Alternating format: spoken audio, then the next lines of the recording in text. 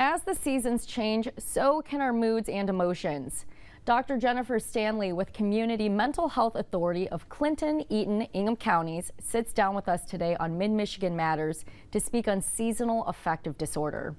Dr. Stanley, how can the sun going down earlier, and it is going down much earlier, how can that impact our moods and behaviors? Well, there's a couple of different reasons. First of all, we're mammals. We adjust to light, but also as the sun goes down earlier, people tend not to do as many of their evening activities that they might do during the summer. During the summer, you might be outside with your friends, outside with your family. During the winter, it's really easy to just come home from work, sit down on the couch, and not move until you go to bed. So I think it's both pieces, the actual physiologic effects of the decreased light, but also just the changes in our normal schedules. A much different change of pace. You bring up mammals and how they, have these adjustments with the seasons. Now, we're not animals that hibernate, but we have something similar with cabin fever. So how can getting ourselves out of this hibernation mode benefit us, whether that's eating certain foods or doing certain movements, while we might not have that same productivity level as when the summer months are there with more sunlight?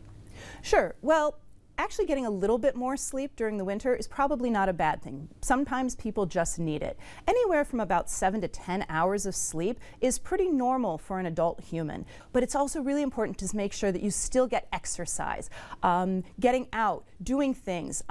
We're in Michigan. There's lots of winter sports, lots of things you can do. Just going for a walk, even though it's a bit chillier in the evening, can be helpful. But continuing to get some of that physical exercise. In terms of food, mostly just continuing to eat a balanced diet. It's really easy to slide into that, I don't want anything but carbs, but making sure that you're still getting, lots of leafy greens, lots of healthy, lean proteins, all of those sorts of things can all help stave off sort of the winter blues. The other thing that's important is to get some light. It's really easy, we get a lot of cloudy days in Michigan. Getting outside when it is sunny, even if it's just taking a brief walk at your lunch hour, can be really helpful. That seems to help us. Early morning light may be even better, but just getting some light in general can be helpful. Again, we have that sunlight more in the morning now, so even though it may be cold outside, just bundle up and soak in that sunlight while you can. Absolutely. For more information, and if people need more of that additional help, where should they go? They can visit the CMHA CEI website.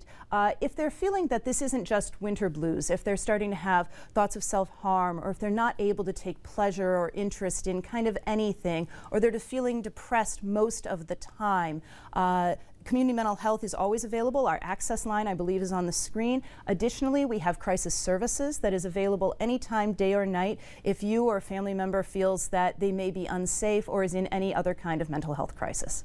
I appreciate you for mentioning that as well, Dr. Stanley. Thank you so much for joining us on Mid-Michigan Matters. Thank you for your time.